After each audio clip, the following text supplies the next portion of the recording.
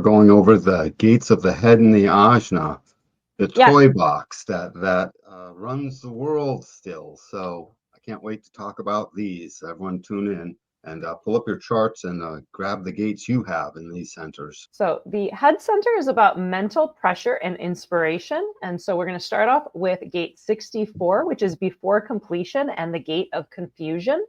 Gate 64 is a collective gate, part of abstract circuitry. And so abstract, it connects up with the emotional solar plexus and it's like storytelling vibes. Gate 64 connects to gate 47 in the Ajna. And so gate 64 has this mental pressure to ask how. Very much how is like one of these questions that the way to look at all these gates, they all have this question that feels quite primary to it. And so you look at that as at the top of the question pyramid and then add the others in underneath it: who, what, why, when, where, right below the how. And the same will happen when we get to the other gates. How is one of the big ones, and the pressure it has that ends up as a story is it's almost comical. Well, where it begins and where it ends. I really like 64 described as like a film projector, and it's just like displaying these images, right? And then it's like, how did it happen? Like, what's the story? How did we get here? And it's real important to understand everything coming from the head centers we've talked before, just as going through the centers. It's a pressure to translate our existence. And the translation is all the questions. How am I here? What the heck? What is this? Who am I? Who is this? Who are you? All of the thing, who are they? And it all is pressurized here as a manner of us to translate what we're doing here, given that we started at a big bang 14 to 17 billion years ago. I mean, that's a big question. Translate existence. Moni, translate existence for me on a paper tomorrow in less than 4 paragraphs and under 1,000 words. Okay, I expect that in my desk in the morning. Yeah, it's not going to happen. Yeah, we're constantly about the business of doing that. I like how you brought it all together with that, like the head center. It's a pressure. It's a pressure to like translate, like what is going on here? Why are we here? How is this happening? And then it'll go out through these 3 separate expressions. So 64 being that here's the movie clips, and we're developing a storyboard from there. Mm-hmm. Next up, we have gate 61, which is inner truth and the gate of mystery. It's a part of individual circuitry, specifically the knowing circuit, and it hooks up with the Ajna to gate 24, and gate 61 is asking the question, what? What is it now? It's always right now. What is this thing going to turn into an explanation I can empower others with? And it's the pressure to start the unraveling of mysteries, all the mysteries. This is the gate of the thinker. That the whole channel, when it has 24 below it, becomes the channel of the thinker. It's a channel of awareness, and awareness happens in the now. That's when we get it. We don't get awareness in the future. We only get it in the now. And 61 is that thinker that says there's a mystery here. There's a mystery. So if you only have a gate 61 in your body graph, and an open head center, the pressure becomes I have a pressure to know, and I have no idea what that knowing needs to be. I can't seem to get always to the knowing that is this pressure to unravel a mystery. All of it, by the way. So there's no shortage of them, not just the big ones that you'll get on Greg Braden's episodes and things like that. All of them. And it's an individual circuitry, right? So it would have to be even in the most individual, mundane, small. It's so unique. Stuff. Yes, and it's freakish. And so they wonder, why am I thinking about this? Why am I under pressure to sort of know this? And it starts making you think about things that don't matter, because now there'll be 1,000 aspects that you can come to through the pressure of this gate, and none of them will matter to your life. If you have an open head center, this is a thing that happens, and you got to recognize that's not my thing. So when it starts happening, you can be like, oh, isn't that interesting? And then it stops. Yeah, by acknowledging the pressure. So you're saying if you have like an open head center and, and recognizing, like, if we have an open head center, that pressure is not there for us. Like, they're not our questions to ask. Literally, there are questions to understand when we come to them through our strategy and authority, because they'll come back. The pressure was there. It's not like the memory didn't hang on to that pressure over all of time. It's a soup. This soup up here, alphabet soup. And just trying the pressure to sort out the letters. Yeah, right. Over and over again. Always missing one so the word doesn't get spelled. That's a pressure. And it doesn't matter. Unless you got 61, then that might mean something. 61 is under pressure to apply meaning making, because it's individual. So that pulse wants to know, what is a perfect question? What's the meaning of this? What's going on? What the heck? WTF? Yeah. What? And it's interesting also because like individual circuitry has that auditory aspect to it. So it's even like, what? What'd you say? Like, what? What? Right, right. 61 will have a certain pressure. Anything that is different than that coming in will become an instant, can't make sense of that,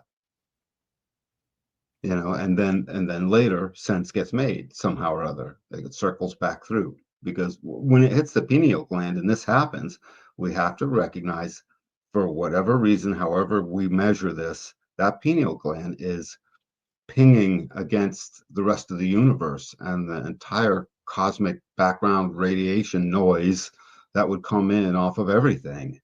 It's sort of this connection into our greater cosmos and in and amongst all of the rest of ourselves. That pineal gland holds a very special significance. All the ancient cultures had had mysteries for this thing, big ones. Finally, for our head center gates, we have gate 63, which is after completion and the gate of doubt. It's part of collective circuitry, specifically the logical circuitry, which logical thinks spleen. Gate 63 hooks up with gate 4, and 63 is asking the question, why? Very much so. And it wants to hook up with 4, but just the pressure alone. So the pressure of why. This is a logical pressure. And when it's connected to gate 4, it's mental anxiety. All of these are mental anxiety. So mental anxiety is correct for us. We're supposed to experience it, and we should come up with maybe a different word, because anxiety's got a bit of a bad rap. It's an anxiousness that propels us to figure something out, to really figure it out in a way we can share it, and a way we can contribute that to other things, in a way that'll fit into a greater puzzle for the collective. This is a collective channel, and it's looking into the future. So 64 was in the past, wondering, and 63 is looking into the future, wondering why. Why is this gonna, and why and how is this gonna work out this way? Let's put it together, and it wants to be incredibly logical and get to 62, which is details. So on the other side, it's 64, wanting to get to through ideas into the expression of something stimulating. Notice 62 is detail, so that's real specific, and 56 is stimulation. What's stimulation? All of it, 62 is not all of it. It has all of it, but at this moment, it's this one detail or set of details, pressured by 63 to doubt, and doubt's a powerful thing. So your partner, they have doubts. They doubt this. And it's like, why are you always doubting the thing I say? Why are you always re-questioning what I had? Why are you always saying, well, actually, maybe, these things, that's part of what can come out of 63, because it had a doubt that it wants to kick the tires on that idea and make sure it's correct.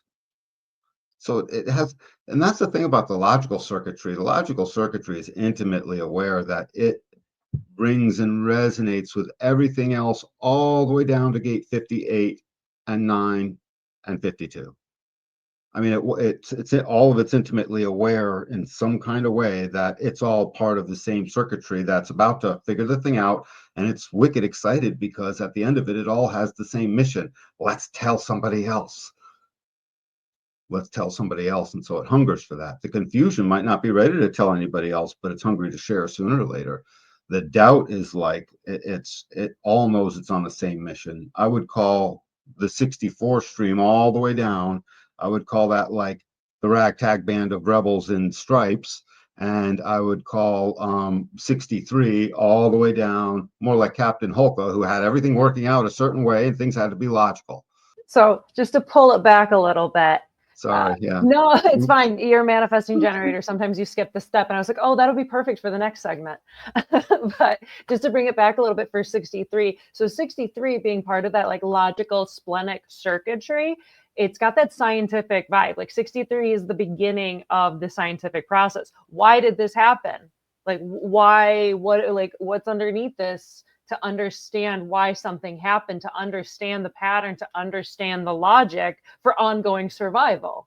Hey, this is what has happened. Like, let's keep those ledgers and books. Let's keep all this recorded. And then we can analyze these patterns. Why did things happen the way they did? So we can use those patterns, like you said, collective circuitry, to then share out for the ongoing survival. One of the greatest questions of this one would be along the lines of, I just saw that, and I thought of that. I hope someone's got that recorded somewhere.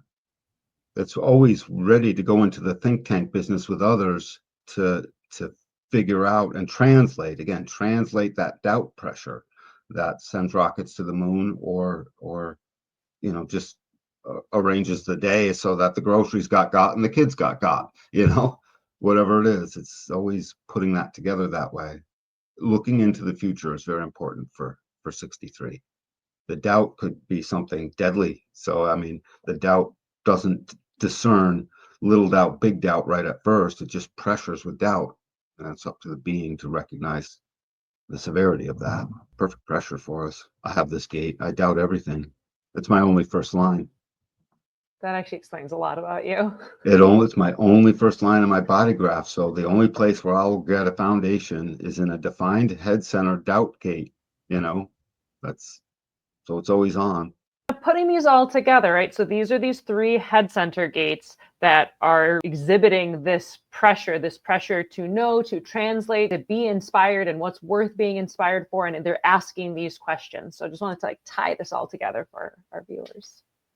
The tying together is to allow each of these, the how, the what, and the why. Pretend again, it's the tip of the pyramid, and underneath the rest of the pyramid is the other 5 questions that would come along. Who, what, where, when, why, how. Yeah, the other 5 that would go along with that. And so, because it is this wide tapestry of all of them.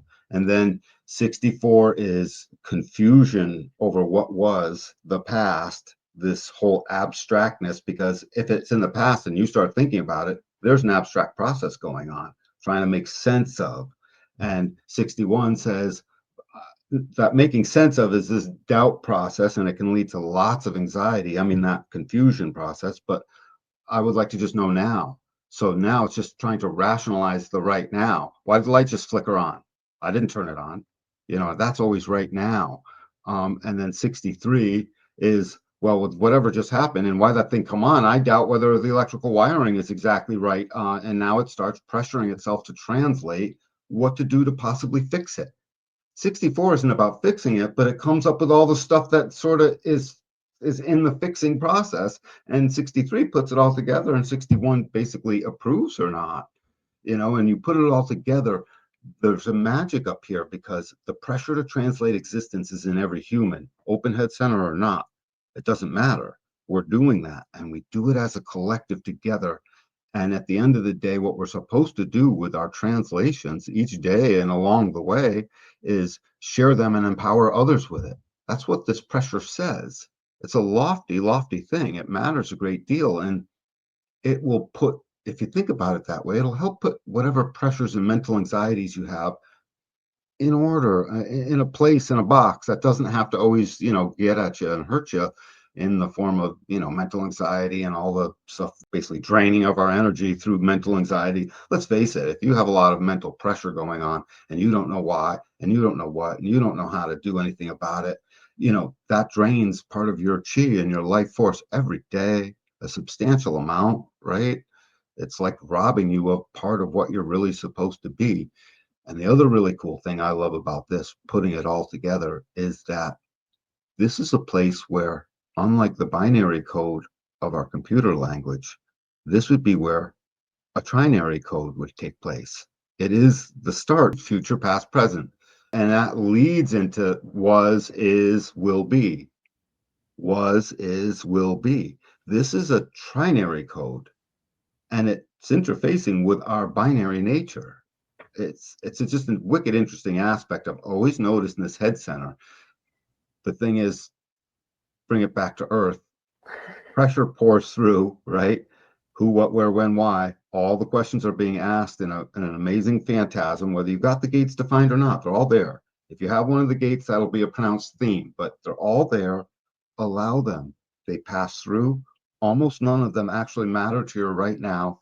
And if you just keep seeing it that way, seeing it will literally bring it easier for you to experience your strategy and authority.